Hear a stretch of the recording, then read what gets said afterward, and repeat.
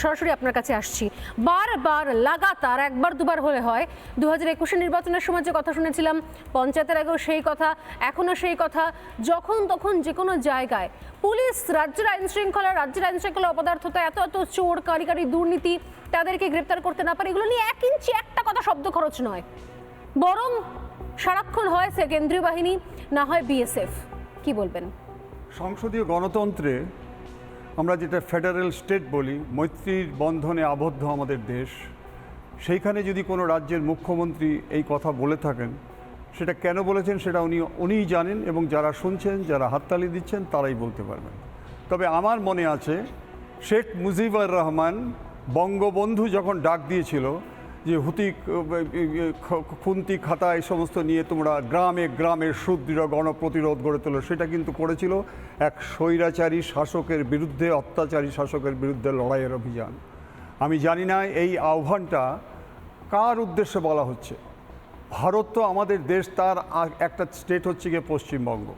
এবার আপনাকে বলে দিই একটা কথা, যেটা হচ্ছে 2021 সালে আমি কোচবিহারে যখন ছিলাম, তারপরে আমি বলছি 2021 সালে it is an irony of fate যে ইলেকশনটা হয়ে যাওয়ার পরে শত শত কোচবিহারিবাসী আজকে যেভাবে নাকি আসামে দিনের পর দিন গিয়ে পড়েছিলেন। আপনার মনে আছে ম্যাডাম যে সেইখানে মাননীয় গভর্নর যখন হাজির হয়েছিল, আমি খবর পেয়েছিলাম প্রায় 2,500 থেকে 3,000 বিং ডিসঅ্যাপয়েন্টেড, আজকে অত্যাচারিত হয়ে ওখানে শেল্টার নিয়েছিলেন। আসামের গভর্নর পর্যন্ত ওখানে একটা লঙ্গরখানা করে দিয়েছিল।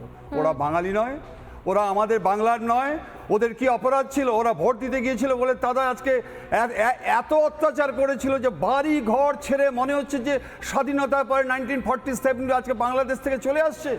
এটা কি আপনারা ভুলে গেছেন? সেই স্মৃতি আমরা ভুলে গেছি। অতএব এবার আমি আপনাকে বলি আরেকটা কথা, এই যে সেন্ট্রাল গভর্নমেন্ট এবং স্টেট গভর্নমেন্ট প্যারামিলিটারি ফোর্সকে যে দিনের পর দিন যে কথাগুলো বলা হচ্ছে, আচ্ছা এরা কারা? এরা তো আমার মাতৃভূমিকে রক্ষা করার জন্য দিন রাত অক্লান্ত পরিশ্রম করছে। আজকে তাদের বিরুদ্ধে যদি এই ধরনের কথাবার্তা বলে, আপনার মনে আছে যে দীর্ঘদিন আপনি কাশ্মীরে দেখুন, এরাই কিন্তু ফাইট করছে। এই শীত গ্রীষ্ম বর্ষার মধ্যে কি অক্লান্ত পরিশ্রম করছে।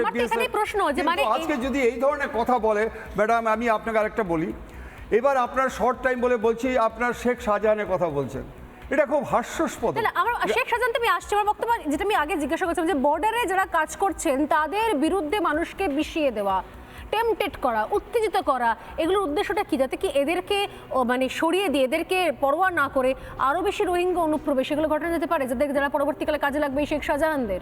এটা তো রোহিঙ্গা তো ঢুকছে, এটা আপনিও জানেন, অস্বীকার করার জায়গা নেই। আমি তো আপনাকে প্র্যাকটিক্যাল এক্সপেরিয়েন্স থেকে বলছি, আমি পেপার থেকে দেখে বলছি না। যেভাবে নাকি আজকে বহিরাগতরা এখানে ঢুকছে, ঠিক আছে দেখুন, আমি বাংলাদেশে মাত্র 3 দিন আমার ভিসা এক্সটেন্ড হয়েছিল বলে আমাকে কত কিছু করেছে, আমাকে অ্যারেস্ট করে দিত। কিন্তু এখানে এসে মাসের পর মাস, বছরের পর বছর বাড়ি ঘর জমি জায়গা সমস্ত করে নিচ্ছে।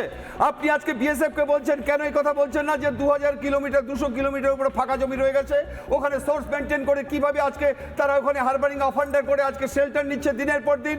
বিএসএফ টাকা খেয়েছে, কিন্তু রাজনৈতিক নেতৃবৃন্দ তাদেরকে শেল্টার দিচ্ছে কি করে? মাসের পর মাস, বছরের পর বছর।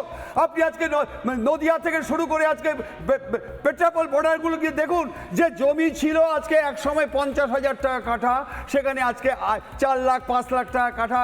একজন আজকে 10টা 12টা করে গাড়ি কিনছে। তারা কারা? তারা কি করে আজকে এখানে দিনের পর দিন আজকে ওখানে থাকছে? আমি আপনাকে দাঁড়ান, এটা খুব ভাইটাল পয়েন্ট, আমি আপনাকে বলছি। শাহজাহান বলাটা সময় পাবো না। শাহজাহানকে অ্যারেস্ট করতে পারছে না কেন?